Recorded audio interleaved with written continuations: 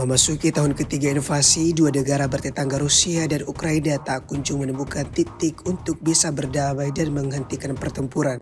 Keduanya justru semakin menjadi-jadi dalam meluncurkan serangannya, khususnya militer Rusia.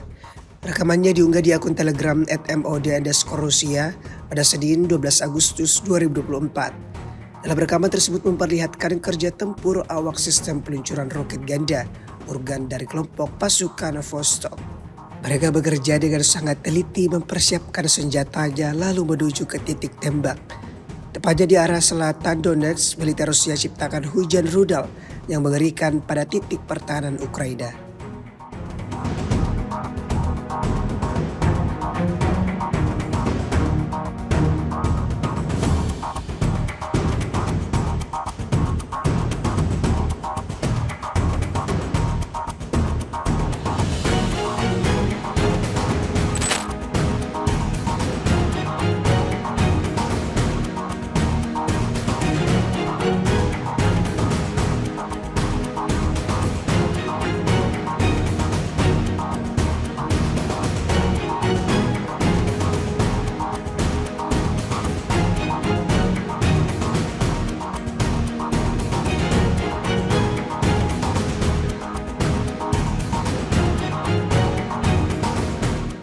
Download Tribun X sekarang, menghadirkan lokal menjadi Indonesia.